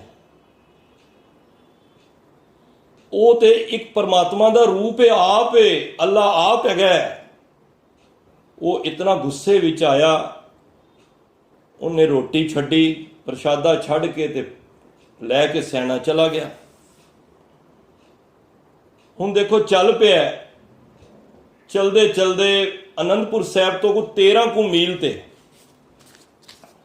13 ਮੀਲ ਦੇ ਕੋਲ ਇੱਕ ਨੂਰਪੁਰ ਬੇਦੀ ਪਿੰਡ ਹੈ, ਉੱਥੇ ਇਹਨੇ ਡੇਰਾ ਲਾਇਆ। ਸਾਰੀ ਸੈਨਾ ਉਹਨੇ ਆਪਣੀ ਨਾਲ ਲਗਾ ਦਿੱਤੀ। ਇੱਧਰ ਭੈਣ ਨਸੀਰਾ ਗੁਰੂ ਗੋਬਿੰਦ ਸਿੰਘ ਮਹਾਰਾਜ ਦੇ ਚਰਨਾਂ ਵਿੱਚ ਅਰਦਾਸ ਬੇਨਤੀ ਕਰ ਰਹੀ ਹੈ ਕਿ ਮੇਰੇ ਵੀਰ ਆ ਰਿਹਾ ਹੈ, ਉਹਨੂੰ ਇਤਨਾ ਗਿਆਨ ਨਹੀਂ ਹੈ, ਤੁਸੀਂ ਗੁਰੂ ਗੋਬਿੰਦ ਸਿੰਘ ਮਹਾਰਾਜ ਕਿਰਪਾ ਕਰੋ, ਆਪਣੀ ਸ਼ਰਨ ਵਿੱਚ ਰੱਖ ਲਓ ਤੇ ਇਹਦੀ ਜਾਨ ਬਖਸ਼ ਲਓ। ਦੇਖੋ ਅਰਦਾਸ ਵਿੱਚ ਕਿੰਨੀ ਸ਼ਕਤੀ ਹੈ। ਸੱਚੇ ਮਨ ਨਾਲ ਕੋਈ ਵੀ ਅਰਦਾਸ ਕਰੋ। ਮੈਂ ਅੱਜ ਵੀ ਕਹਿ ਰਿਹਾ, ਗੁਰੂ ਗ੍ਰੰਥ ਸਾਹਿਬ ਵਿੱਚ ਇੱਕ ਓੰਕਾਰ ਜਿਹੜਾ ਆਉਂਦਾ ਨਾ, ਉਹਦਾ ਭਾਵ ਹੀ ਇਹੀ ਹੋਈ ਹੈ। ਗੁਰੂ ਗ੍ਰੰਥ ਸਾਹਿਬ ਦੀ ਫਿਲਾਸਫੀ ਕੋਈ ਅਗਰ ਇਹ ਸਮਝ ਲੇ ਕਿ ਪਰਮਾਤਮਾ ਇੱਕ ਹੈ, ਉਸ ਤੋਂ ਇਲਾਵਾ ਕੋਈ ਨਹੀਂ, ਸਾਰੀ ਉਹਦੀ ਬਣਾਈ ਸ੍ਰਿਸ਼ਟੀ ਹੈ, ਸਾਰੇ ਉਹਦੇ ਹੀ ਪਰਮਾਤਮਾ ਦੇ ਨੇ, ਇੱਕ ਦੇ ਅਸੀਂ ਪੁਜਾਰੀ ਬਣ ਗਏ ਨਾ, ਤੇ ਫਿਰ ਸਾਨੂੰ ਇੱਧਰ ਉੱਧਰ ਦੀ ਭਟਕਣਾ ਭੁੱਲ ਜਾਏਗੀ। ਜੇ 33 ਕਰੋੜ ਦੇਵਤਿਆਂ ਨੂੰ ਅਸੀਂ ਖੁਸ਼ ਕਰਨ ਲੱਗ ਪਏ, ਦੇਵਤਿਆਂ ਨੂੰ ਨਾ, ਮੈਨੂੰ ਖਿਮਾ ਕਰ ਦੇਣਾ, ਸਾਡੇ ਕਈ ਜੀਵਨ ਲੰਘ ਜਾਣਗੇ। ਕਿਉਂ ਨਾ ਅਸੀਂ ਜੜ ਨੂੰ ਹੀ, ਪਰਮਾਤਮਾ ਨੂੰ ਹੀ ਖੁਸ਼ ਕਰ ਲਈਏ। ਫਰੀਦਾ ਆਪ ਸਵਾਰੇ ਮੈਂ ਮਿਲਾਂ, ਮੈਂ ਮਿਲਿਆ ਸੁਖ ਹੋਏ, ਜੇ ਤੂੰ ਮੇਰਾ ਹੋਏ ਰੇ ਸਭ ਜਗ ਤੇਰਾ ਹੋਏ। ਜੇ ਤੂੰ ਇੱਕ ਪਰਮਾਤਮਾ ਨੂੰ ਮਿੱਤਰ ਬਣਾ ਲਿਆ ਨਾ, ਇੱਕ ਸੱਜਣ ਸਭ ਸੱਜਣਾ, ਇੱਕ ਵੈਰੀ ਸਭ ਵਾਦ, ਗੁਰਪੂਰੇ ਵਿਖਾਲਿਆ ਵਿਣ ਨਾਵੇਂ ਸਭ ਬਾਦ। ਅਗਰ ਇੱਕ ਪਰਮਾਤਮਾ ਨੂੰ ਸੱਜਣ ਬਣਾ ਲਿਆ ਤੇ ਸਾਰੇ ਸੱਜਣ ਆਪੇ ਹੀ ਬਣ ਜਾਣਗੇ। ਜਿੰਨੇ ਦੇਵੀ ਦੇਵਤੇ ਨੇ, ਜਿੰਨੇ ਵੀ ਸਤਿਕਾਰਯੋਗ ਬਾਬੇ ਨੇ, ਸਾਰੇ ਸੱਜਣ ਬਣ ਜਾਣਗੇ। ਜੇ ਪਰਮਾਤਮਾ ਨੂੰ ਵੈਰੀ ਬਣਾ ਲਿਆ, ਪਰਮਾਤਮਾ ਨਾਲ, ਪਰਮਾਤਮਾ ਦੀ ਤੂੰ ਬੰਦਗੀ ਨਹੀਂ ਕੀਤੀ, ਤੇ ਸਾਰੇ ਵੈਰੀ ਤੇਰੇ ਬਣ ਜਾਣਗੇ। ਇੱਕ ਸੱਜਣ ਸਭ ਸੱਜਣਾ, ਇੱਕ ਵੈਰੀ ਸਭ ਵਾਦ, ਗੁਰਪੂਰੇ ਵਿਖਾਲਿਆ ਵਿਣ ਨਾਵੇਂ ਸਭ ਬਾਤ। ਇੱਧਰ ਭੈਣ ਬੇਨਤੀ ਕਰ ਰਹੀ ਹੈ, ਮਹਾਰਾਜ ਇਸ ਮੇਰੇ ਭੋਲੇ ਵੀਰ ਨੂੰ ਬਚਾ ਕੇ ਰੱਖਣਾ, ਆਪਣੀ ਸ਼ਰਨ ਵਿੱਚ ਰੱਖ ਲਓ। ਤੇ ਇੱਕ ਅਧਰੋਂ ਅਰਦਾਸ ਹੋ ਰਹੀ ਹੈ ਕਿ ਇਹਦੀ ਜਾਨ ਵੀ ਬਖਸ਼ ਦੇਣਾ।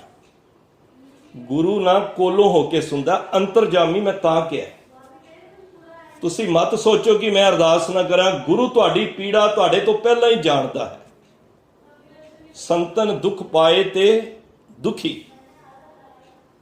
ਚਲਾ ਗਿਆ 13 ਮੀਲ ਦੀ ਦੂਰੀ ਤੇ 2 ਜਾ ਕੇ ਜਸੂਸ ਭੇਜੇ ਕਿ ਗੁਰੂ ਗੋਬਿੰਦ ਸਿੰਘ ਮਹਾਰਾਜ ਦੀ ਉੱਥੇ ਦਾ ਸਾਰਾ ਸੁੰਘ ਲੈ ਕੇ ਆਓ, ਕਿਤਨੀ ਸੈਨਾ ਹੈ, ਕਿਤਨਾ ਕੁਛ ਹੈ। ਹੁਣ ਉਹ 2 ਜਸੂਸ ਗਏ, ਆ ਗਏ, ਕਹਿਣ ਲੱਗੇ ਜੀ ਪਹਾੜੀ ਦੇ ਵਿੱਚ ਕਿਲਾ ਹੈ, 700-800 ਸ਼ਰੀਰ ਹੋਣੇ ਨੇ, ਬਸ ਇਤਨੀ ਸੈਨਾ ਹੈ। ਹੱਸ ਪਿਆ, ਕਹਿਣ ਲੱਗਾ 700 ਬੰਦੇ ਤੇ ਮੇਰੇ ਕੋਲ 10,000 ਸੈਨਾ, ਇਹ ਤੇ ਮੈਂ 5-7 ਘੰਟਿਆਂ 'ਚ ਹੀ ਜਿੱਤ ਲੈਣੀ ਹੈ। ਤੇ ਮਹਾਰਾਜ ਨੂੰ ਜਿੰਦਾ ਜਾਂ ਮੁਰਦਾ ਲੈ ਕੇ ਮੈਂ ਔਰੰਗਜ਼ੇਬ ਦੇ ਅੱਗੇ ਪੇਸ਼ ਕਰਨਾ ਤੇ ਉਹ ਮੈਨੂੰ ਬੜਾ ਸਨਮਾਨ ਮਿਲੇਗਾ। ਹਲੇ ਵਿਚਾਰ ਕਰ ਰਿਹਾ ਸੀ ਤੇ ਇੱਕ ਤੀਰ ਜਿਹੜਾ ਆ ਕੇ ਬਾਰੀ ਦੇ ਵਿੱਚੋਂ ਸਿੱਧਾ ਜਿਸ ਪਲੰਗ ਤੇ ਬੈਠਾ ਸੀ ਉਸਦੇ ਪਾਵੇ ਤੇ ਜਾ ਕੇ ਪਿਆ ਤੇ ਤੀਰ ਨੂੰ ਕੱਢਿਆ ਬਾਹਰ। ਵੇਖਿਆ ਤੀਰ ਨੂੰ ਤੇ ਨਾਲ ਜਿਹੜੇ ਅਹਿਲਕਾਰ ਸਨ ਕਹਿੰਦੇ ਨੇ ਇਹ ਤੀਰ ਤੇ ਗੁਰੂ ਗੋਬਿੰਦ ਸਿੰਘ ਮਹਾਰਾਜ ਦਾ ਹੈ। ਕਹਿੰਦਾ ਤੁਹਾਨੂੰ ਕਿਵੇਂ ਪਤਾ ਹੈ? ਕਹਿੰਦੇ ਨੇ ਜਿਸ ਤੀਰ ਦੇ ਅੱਗੇ ਸੋਨਾ ਲੱਗਿਆ ਹੋਇਆ ਨਾ, ਤੋਲਾ ਸਵਾ ਤੋਲਾ ਸੋਨਾ, ਕਿਉਂਕਿ ਮਹਾਰਾਜ ਜਿੰਨੇ ਤੀਰ ਛੱਡਦੇ ਸਨ ਉਹਦੇ ਪਿੱਛੇ ਸੋਨਾ ਜ਼ਰੂਰ ਅੱਗੇ ਲਗਾਉਂਦੇ ਸਨ। ਇਹਦਾ ਭਾਵ ਇਹ ਸੀ ਜੇ ਤੇ ਜ਼ਖਮੀ ਹੋ ਜਾਏਗਾ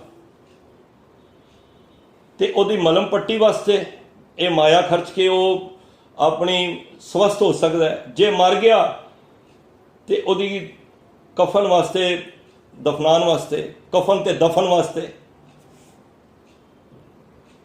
ਕਹਿੰਦਾ ਇਹ ਹੋ ਹੀ ਨਹੀਂ ਸਕਦਾ, ਜਾਂ ਤੇ ਕਰਾਮਾਤ ਹੈ ਕੋਈ ਤੇ ਜਾਂ ਗੁਰੂ ਗੋਬਿੰਦ ਸਿੰਘ ਮਹਾਰਾਜ ਆਸ-ਪਾਸ ਹੀ ਹੈਗੇ ਨੇ। ਦੇਖੋ 13 ਮੀਲ ਤੋਂ ਇਹ ਗੱਲ ਹਲੇ ਕਰ ਹੀ ਰਿਹਾ ਸੀ। ਮਹਾਰਾਜ ਨੇ ਦੂਜਾ ਤੀਰ ਇੱਕ ਹੋਰ ਛੱਡਿਆ ਜਿਹੜਾ ਦੂਜੇ ਪਾਵੇ ਤੇ ਜਾ ਕੇ ਲੱਗਿਆ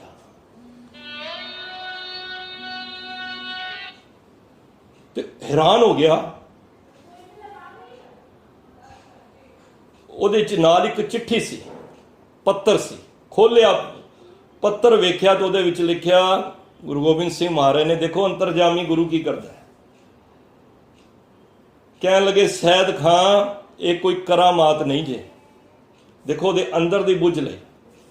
ਕਈ ਵਾਰੀ ਅਸੀਂ ਗੁਰੂ ਦੇ ਕੋਲ ਜਾਂਦੇ ਆ ਨਾ, ਚਲੋ ਚਲੇ ਜਾਂਦੇ ਆ, ਹੋ ਸਕਦਾ ਕੰਮ ਹੋ ਜਾਏ, ਸ਼ਾਇਦ ਹੋ ਜਾਏ। ਗੁਰੂ ਸਾਡੀ ਅੰਦਰ ਦੀ ਪੱਟੀ ਜਾਣਦਾ ਹੈ।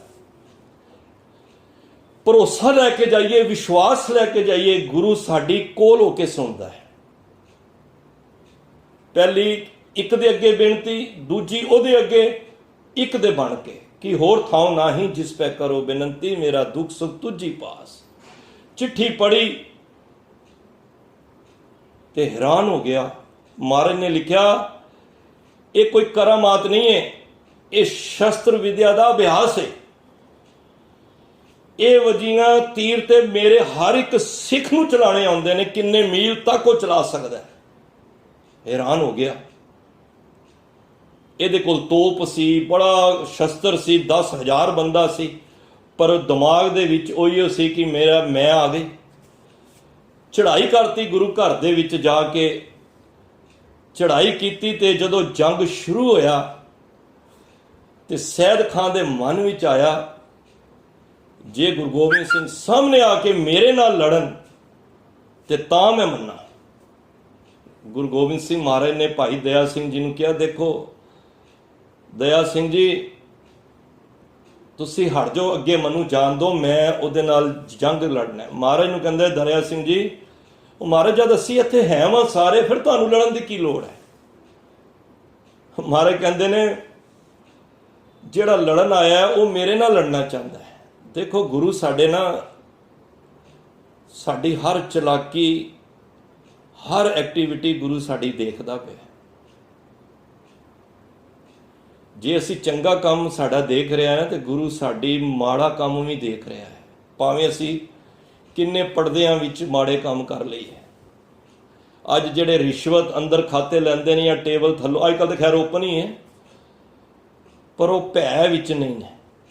ਉਹ ਸਮਝਦੇ ਨੇ ਕੋਈ ਨਹੀਂ ਵੇਖ ਰਿਹਾ, ਪਰ ਪਰਮਾਤਮਾ ਤੇ ਵੇਖ ਰਿਹਾ ਨਾ।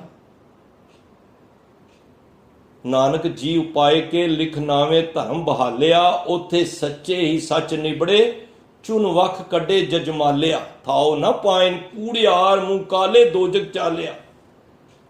तेरे नाए रत्ते से जिणगे हार गए से ठगन वालिया, लिखना में धर्म बहा लिया।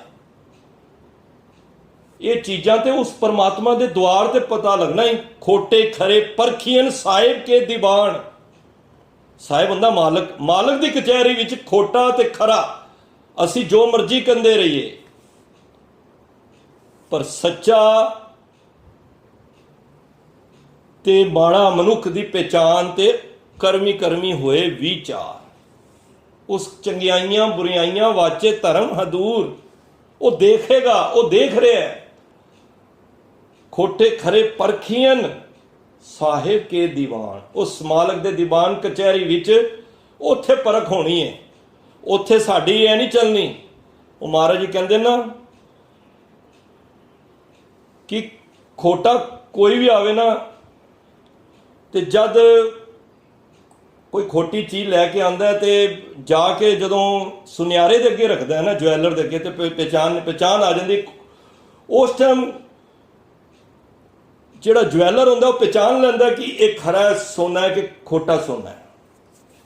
उभर गया जैसे खोटा टबुआ, नदर सराफे आया। उभर गया जैसे खोटा टबुआ, नदर सराफे आया। जदों सराफ दे हथे चढ़ता है ना, असी जिन्ना मर्जी कहिए कि यह सोने की बड़ी कीमत है, इन्ने दा है, इन्ने दा है, पर जदों सराफ दे हथ ते चढ़ता है ना मुल, तो उदों पता लगता है कि वह कितना कुछ कीमती है। कि कोडी दे भावे नदर सराफे आया। उभर गया जैसे, गुरु ग्रंथ साहिब दे बोल ने, उभर गया जैसे खोटा टबुआ, नदर सराफे आया। जदों सराफ नदर दी ओदी नज़र विच आंदा है ना, तो पहचान हो जाती है उन्होंने, तो यह कह दिंदा वो खोटा है कि खरा है। जदों असी गुरु के चरणों च अरदास करने, गुरु नूं पता असी खरे हाँ कि खोटे हाँ, कि असी स्वार्थ करके कर रहे हैं, अपनी जय जयकार करके कर रहे हैं, तो या फिर मनो अरदास कर रहे हैं। देखो अरदास विच लालच ना होवे, स्वार्थ ना होवे, लोभ ना होवे, तो अरदास जल्दी सुनी जाती है। हुण मेरे को ऑलरेडी 2 कारण है, मैं होर कार मंग रहा, हो सकता इसनूं देरी हो सकती है। अरदास विच लोभ ना होवे, ते जे किथे अरदास विच ओदे नूं मंग रहा, परमात्मा नूं ही मंग रहा, फिर ते वाह वाह बल्ले बल्ले। जिस जन को प्रभ दरस प्यासा, नानक तां कह बल बल जासा। ते गुरु गोबिंद सिंह महाराज आप घोड़े ते चढ़ के तीर महाराज कोल ते सामने लड़न आ गया सैद खां, ते वेख के जलाल महाराज दा ज्यों ही तीर चलान लगा साध संगत, ते की होया, तीर जदों चलाया ते महाराज ने ना अपनी मेहर भरी नज़र, क्योंकि इधर भैन अरदासां कर रही है सढोरे पिंड विच कि मेरे भरा नूं शरण विच रख लो ते इस नूं जान बख्श देना। देखो तो होया कि महाराज ने जद तीर चलान लगा तो मेहर भरी नज़र रख दी, क्योंकि सतगुरु सबना दा भला मनाएंदा, तिसदा बुरा क्यों होए। वो किसी का बुरा नहीं चाहते। सतगुरु नूं किसी हिंदू मुसलमान या सिख ईसाई नाल कोई वैर नहीं है, एक गल नोट कर लेना। सतगुरु नूं वैर है उहदे अंदर दे विकारां दे नाल। जिस तरह धोबी नूं कपड़े नाल वैर नहीं हुंदा, उहदी मैल दे नाल हुंदा। वो जोर जोर दी ठोकदा है ना कपड़ियां नूं। चलो अजकल तो मशीनां आ गईयां ने, पर ठोकन तो भाव ये नहीं कि कपड़े नाल वैर कर रहा है, उहदा वैर है धोबी दा मैल दे नाल। ते उस वेले महाराज ने जब नज़र रखी तो कोई तीर चलिया ही नहीं, तीर छुट गया। तो महाराज की नज़र वेख के, क्योंकि महाराज ने जो तीर चला दिता ना, सतगुर कबीर सतगुर सुरमे बाह्या बाण जो एक, ऐसा सतगुरु ने फिर तीर चलाया। लागत ही भूएं गिर परया, परा करे जे छेक। ऐसा तीर लग्या हिरदे दे विच। मैं तो कहना ये वाला तीर गुरु साहब को मंगो। असी दुनिया के अंदर बड़े तीर चला ले ने, चलाकी दे, बेईमानी दे, धोखे दे, करप्शन दे असी चलाने हैं ना। किसी तरीके बो परपंच कर पर धन लियावे, सुतदारा बयान लुटावे। मन मेरे भूले कपट ना कीजे, अंत निबेरा तेरे जीपे लीजे। ਐਸਾ ਤੀਰ ਗੁਰੂ ਸਾਹਿਬ ਨੂੰ ਕਹੋ, ਇਹ ਤੀਰ ਜਿਹੜਾ ਮੇਰੇ ਕਲੇਜੇ ਵਿੱਚ ਲੱਗੇ, ਜਿਸ ਤਰ੍ਹਾਂ ਉਹ ਤੀਰ ਸੈਦ ਖਾਂ ਦੇ ਕਲੇਜੇ ਵਿੱਚ ਮਹਾਰਾਜ ਨੇ ਮਾਰਿਆ ਨਦਰ ਦਾ, ਉਹ ਤੀਰ ਸਾਨੂੰ ਲੱਭ ਜਾਏ। ਸਾਡੀ ਵੀ ਮਾੜੇ ਖਿਆਲ, ਮਾੜੀ ਬੁੱਧੀ, ਮਾੜੀ ਸੋਚ, ਅਸੀਂ ਉਹਦੀ ਨਦਰ ਦੇ ਤੀਰ ਦੇ ਥੱਲੇ ਆ ਜਾਈਏ। ਉਹ ਤੀਰ ਵੱਜਿਆ ਤੇ ਮਹਾਰਾਜ ਘੋੜੇ ਤੇ ਸਨ, ਤੇ ਉਤਰ ਕੇ ਮਹਾਰਾਜ ਨੂੰ ਤੀਰ ਸੁੱਟ ਕੇ ਤੇ ਮਹਾਰਾਜ ਦੇ ਘੋੜੇ ਦੀ ਰਕਾਬ ਨੂੰ ਫੜ ਕੇ ਮਹਾਰਾਜ ਦੇ ਚਰਨ ਫੜ ਲਏ। ਮਹਾਰਾਜ ਮੈਨੂੰ ਬਖਸ਼ ਦਿਓ, ਮੈਂ ਤੁਹਾਡੀ ਅਦਮਤ ਦਾ, ਮੈਂ ਤੁਹਾਡੀ ਬਖਸ਼ਿਸ਼ ਦਾ ਅੰਦਾਜ਼ਾ ਨਹੀਂ ਲਾ ਸਕਿਆ ਤੇ ਇੱਕ ਕੀੜਾ ਤੁਹਾਡੇ ਨਾਲ ਲੜਨ ਲੱਗ ਆਇਆ ਹਾਂ। ਉਸ ਵੇਲੇ ਉਸਨੇ ਅਨਾਉਂਸ ਕਰ ਦਿੱਤਾ, ਐਲਾਨ ਕਰ ਦਿੱਤਾ, ਜਾਓ ਭਾਈ, ਫੌਜਾਂ ਨੂੰ ਕਹਿਤਾ ਕਿ ਵਾਪਸ ਦੌੜ ਜਾਓ, ਅਸੀਂ ਕੋਈ ਜੰਗ ਨਹੀਂ ਲੜਨੀ। ਜਾ ਕੇ ਔਰੰਗਜ਼ੇਬ ਨੂੰ ਕਹਿ ਦੇਣਾ, ਸੈਦ ਖਾਨ ਅੱਜ ਤੋਂ ਬਾਅਦ ਗੁਰੂ ਗੋਬਿੰਦ ਸਿੰਘ ਮਹਾਰਾਜ ਦਾ ਗੁਲਾਮ ਬਣ ਗਿਆ ਹੈ। ਦੇਖੋ ਇਹ ਕਿਹਦੇ ਸਦਕੇ? ਅਸੀਂ ਗੁਲਾਮ ਬਣਨਾ ਹੈ, ਨੌਕਰ ਨਹੀਂ ਬਣਨਾ। ਨੌਕਰ ਔਰ ਗੁਲਾਮ ਵਿੱਚ ਫਰਕ ਹੁੰਦਾ ਹੈ। ਨੌਕਰ ਤੇ ਘਰਾਂ ਵਿੱਚ ਹੁੰਦੇ ਨੇ ਜਾਂ ਫੈਕਟਰੀਆਂ 'ਚ ਜਾਂ ਕਾਰੋਬਾਰਾਂ 'ਚ ਹੁੰਦੇ ਨੇ ਨਾ, ਉਹ ਤੇ ਤਨਖਾਹ ਲਈ ਤੇ ਸਮੇਂ ਸਿਰ ਕੰਮ ਕੀਤਾ ਤੇ ਮਰਜ਼ੀ ਨਾਲ ਛੁੱਟੀ ਵੀ ਕਰ ਲੈਂਦੇ ਨੇ। ਇੱਕ ਗੁਲਾਮ ਹੁੰਦਾ ਹੈ, ਜਿਹੜਾ ਗੁਲਾਮ ਸਦ ਗੁਰੂ ਗੋਬਿੰਦ ਸਿੰਘ ਭਾਈ ਨੰਦ ਲਾਲ ਜੀ, ਕਿ ਮੈਂ ਗੁਲਾਮ ਬਣ ਕੇ, ਗੁਲਾਮ ਤੋਂ ਭਾਵ ਕਿ ਫਿਰ ਉਹਦੀ ਆਪਣੀ ਮਰਜ਼ੀ ਨਹੀਂ ਚੱਲਦੀ ਜੀਵ ਦੀ, ਫਿਰ ਉੱਥੇ ਪਰਮਾਤਮਾ ਦੀ ਮਰਜ਼ੀ ਚੱਲਦੀ ਹੈ। ਅਸੀਂ ਗੁਲਾਮ ਬਣਨਾ ਹੈ, ਅਸੀਂ ਨੌਕਰ ਨਹੀਂ ਬਣਨਾ। ਜੋ ਗੁਰ ਕਹੈ ਸੋਈ ਭਲ ਮਾਨੋ। ਮਹਾਰਾਜ ਨੇ ਫਿਰ ਕਿਹਾ, ਸੈਦ ਖਾਂ ਤੇਰੀ ਭੈਣ ਜਿਹੜੀ ਨਸੀਰਾ, ਉਹ ਬੈਠ ਕੇ ਜਿਹੜੀ ਅਰਦਾਸਾਂ ਕਰ ਰਹੀ ਸੀ, ਉਹਦੀ ਅਰਦਾਸ ਸੁਣੀ ਗਈ ਹੈ। ਤੋ ਇਸ ਕਰਕੇ ਪਿਆਰਿਓ, ਜੇ ਅਸੀਂ ਗੁਰੂ ਦੇ ਚਰਨਾਂ ਵਿੱਚ ਮਨ ਕਰਕੇ ਅਰਦਾਸ ਕਰਾਂਗੇ, ਗੁਰੂ ਨੇੜੇ ਹੋ ਕੇ ਸੁਣਦਾ ਜੇ, ਉਹ ਦੂਰ ਨਹੀਂ ਜੇ। ਬਿਰਥੀ ਕਦੇ ਨਾ ਹੋਵੇ ਜਨ ਕੀ ਅਰਦਾਸ। ਕਦੀ ਵੀ ਅਰਦਾਸ, ਮੈਂ ਕਹਿੰਦਾ, ਕਦੀ ਖਾਲੀ ਨਹੀਂ ਜਾਏਗੀ। ਜੀ ਕੀ ਬਿਰਥਾ ਹੋਏ ਰੇ ਸੋ ਗੁਰ ਪੈ ਅਰਦਾਸ ਕਰ। ਬਿਰਥਾ ਕੀ ਹੈ? ਦੁੱਖ, ਪੀੜਾ। ਜਦੋਂ ਵੀ ਪੀੜਾ ਹੋਏ, ਜੀ ਕੀ ਬਿਰਥਾ ਹੋਏ ਸੋ ਗੁਰ ਪੈ ਅਰਦਾਸ ਕਰ। ਉਦੋਂ ਗੁਰ ਪੈ ਅਰਦਾਸ ਕਰ। ਪਰ ਇੱਕ ਗੱਲ ਦਾ ਧਿਆਨ ਰੱਖੀ, ਛੋੜ ਸਿਆਣਪ ਸਗਲ, ਮਨ ਤਨ ਅਰਪ ਹਰ। ਆਪਣੀ ਸਿਆਣਪ ਛੱਡ ਕੇ, ਚਲਾਕ ਬਣ ਕੇ ਨਹੀਂ, ਮੈਂ ਬਣ ਕੇ ਨਹੀਂ, ਮਨ ਤਨ ਅਰਪ ਹਰ। ਮਨ ਤੇ ਤਨ ਹਵਾਲੇ ਕਰ ਦੇ ਕਿ ਮੈਂ ਕੁਛ ਵੀ ਨਹੀਂ, ਮੈਂ ਨਾ ਹੀ ਕਿਛ ਹੋ ਨਾ ਹੀ, ਕਿਛ ਆਏ ਨਾ ਮੋਰਾ, ਮੈਂ ਕੁਛ ਵੀ ਨਹੀਂ ਹੈ। ਆਪਣੇ ਆਪ ਨੂੰ ਇਤਨਾ ਨੀਵਾਂ ਲੈ ਕੇ ਜੇ ਤੂੰ ਅਰਦਾਸ ਕਰੇਗਾ ਤਾਂ ਜੀ ਕੀ ਬਿਰਤਾ ਹੋਏ ਸੋ ਗੁਰ ਪੈ ਅਰਦਾਸ ਕਰ। ਛੋੜ ਸਿਆਣਪ ਸਗਲ, ਮਨ ਤਨ ਅਰਪ ਹਰ। ਤੋ ਜਦੋਂ ਗੁਰੂ ਦੇ ਅੱਗੇ ਅਸੀਂ ਇਸ ਸ਼ਰਧਾ ਭਾਵਨਾ ਦੇ ਨਾਲ ਅਰਦਾਸ ਕਰਾਂਗੇ, ਤੁਹਾਡੀ ਕੋਈ ਵੀ ਵੇਦਨਾ ਹੈ, ਕੋਈ ਵੀ ਦੁੱਖ ਹੈ, ਮੈਂ ਗੁਰੂ ਨੂੰ ਸਾਖਸਾਤ ਸਮਝ ਕੇ ਤੁਹਾਡੇ ਨਾਲ ਗੱਲ ਕਰ ਰਹੇ ਹਾਂ ਕਿ ਗੁਰੂ ਬਹੁਤ ਨੇੜੇ ਹੋ ਕੇ ਸੁਣਦਾ ਜੇ। ਸਾਡੀ ਕੀਤੀ ਹੋਈ ਵੇਦਨਾ ਨੂੰ ਲੇਟ ਹੋ ਸਕਦਾ ਹੈ, ਗੁਰੂ ਦੀ ਬਖਸ਼ਿਸ਼ ਲੇਟ ਨਹੀਂ ਹੋ ਸਕਦੀ। ਮੈਂ ਕਿਹੜੇ ਕਿਹੜੇ ਪਰਉਪਕਾਰ ਗਿਣਾਵਾਂ ਤੇ ਮੈਂ ਸਮਝਣਾ ਕਿ ਉਹ ਘੱਟ ਪੈ ਜਾਣਗੇ। ਪਰ ਸਾਡੀ ਆਸਥਾ, ਸਾਡੀ ਸ਼ਰਧਾ, ਸਾਡੀ ਭਾਵਨਾ, ਸਾਡਾ ਵਿਸ਼ਵਾਸ ਕੁਛ ਹੋ ਜਾਏ, ਉਹ ਕਦੀ ਡੋਲੇ ਨਾ। ਜੇ ਵਿਸ਼ਵਾਸ ਹੋਏਗਾ, ਭਾਵਨਾ ਹੋਏਗੀ, ਕਿਉਂਕਿ ਉਹਦੇ ਘਰ ਸਭ ਕੁਛ ਹੀ ਹੈਗਾ। ਸਾਚੇ ਸਾਹਿਬਾ ਕਿਆ ਨਹੀਂ ਕਰ ਤੇਰੇ। ਇਹਦਾ ਮਤਲਬ ਕੀ ਹੈ? ਕੀ ਨਹੀਂ ਹੈ ਤੇਰੇ ਘਰ? ਜੋ ਕੁਝ ਅਸੀਂ ਮੰਗਾਂਗੇ ਸਭ ਕੁਝ ਹੀ ਤੇਰੇ ਘਰ ਹੈਗਾ। ਜਿਤੜੇ ਫਲ ਮਨ ਬਾਚੀਏ ਤਿਤੜੇ ਸਤਿਗੁਰ ਪਾਸ। ਸਾਰਾ ਕੁਝ ਤੇ ਤੇਰੇ ਘਰ ਹੈ। ਤੇ ਮੈਂ ਕਿਹਦੇ ਅੱਗੇ ਅਰਦਾਸ ਕਰਾਂ? ਮੈਂ ਉਹਦੇ ਅੱਗੇ ਅਰਦਾਸ ਕਰਾਂ ਜਿਹੜਾ ਅੰਤਰਜਾਮੀ ਹੈ, ਜਿਹੜਾ ਰਖਵਾਲਾ ਵੇ, ਜਿਹੜਾ ਦਾਤਾ ਵੇ, ਜਿਹੜਾ ਸਹਾਰਾ ਦੇਣ ਵਾਲਾ ਹੈ। ਉਹ ਹਰ ਜਗ੍ਹਾ ਤੇ, ਜਦ ਸਾਨੂੰ ਹਲੇ ਬਚਪਨਾ ਸੀ ਤਦ ਵੀ ਸਾਨੂੰ ਕਾਹੇ ਭਈਆ ਫਿਰ ਤੋਂ ਫੁੱਲਿਆ ਫੁੱਲਿਆ, ਗੁਰਬਾਣੀ ਦੀ ਪੰਕਤੀ ਆਂਦੀ ਏ, ਤੂੰ ਕਿਉਂ ਫੁੱਲਿਆ ਫੁੱਲਿਆ, ਕਾਹੇ ਭਈਆ ਫਿਰ ਤੋਂ ਫੁੱਲਿਆ ਫੁੱਲਿਆ, ਜਬ 10 ਮਾਸ ਉਰਦ ਮੁਖ ਰਹਿਤਾ 100 ਦਿਨ ਕੈਸੇ ਭੁੱਲਿਆ। ਜਦੋਂ ਤੂੰ ਮਾਂ ਦੇ ਪੇਟ ਵਿੱਚ ਪੁੱਠਾ ਲਟਕਿਆ ਸੀ ਤੇ ਉਹ ਦਿਨ ਕਿਉਂ ਭੁੱਲ ਗਿਆ। ਹੁਣ ਤੂੰ ਫੁੱਲਿਆ ਫੁੱਲਿਆ ਸੰਸਾਰ ਵਿੱਚ ਚੱਲ ਰਿਹਾ ਬਈ ਮੈਂ ਕੀ। ਇਸ ਕਰਕੇ ਉਹ ਪਰਮਾਤਮਾ ਹੈ ਜਿਹੜੀ ਹਰ ਜਗ੍ਹਾ ਰੱਖਿਆ ਕਰਦਾ, ਮਾਂ ਦੇ ਗਰਭ ਵਿੱਚ ਵੀ ਤੇਰੀ, ਉਸ ਤੋਂ ਬਾਅਦ ਬਚਪਨ ਵਿੱਚ ਵੀ, ਜਵਾਨੀ ਵਿੱਚ ਵੀ, ਫਿਰ ਬਿਰਧ ਪਿਆ ਉੱਪਰ ਸਾਖ ਸੈਨ, ਜਦੋਂ ਤੂੰ ਬੁੱਢਾ ਹੋ ਗਿਆ ਤੈਨੂੰ ਆਪਣੇ ਮਿੱਤਰ ਵੀ, ਪਰਿਵਾਰ ਸੰਬੰਧੀ, ਰਿਸ਼ਤੇਦਾਰ ਵੀ ਦੇ ਦਿੱਤੇ। ਬਿਰਧ ਪਿਆ ਉੱਪਰ ਸਾਖ ਸੈਨ, ਮੁੱਖ ਪਿਆਓ ਬੈਠ ਕੋ ਦੈਨ, ਤੇਰੇ ਮੁੱਖ ਵਿੱਚ ਪਾਉਣ ਵਾਸਤੇ ਉਹਨਾਂ ਨੇ ਤੈਨੂੰ ਰੋਟੀ ਵੀ ਦੇ ਦਿੱਤੀ। ਤੇ ਸਾਰਾ ਕੁਝ ਕਿਹਨੇ ਦਿੱਤਾ?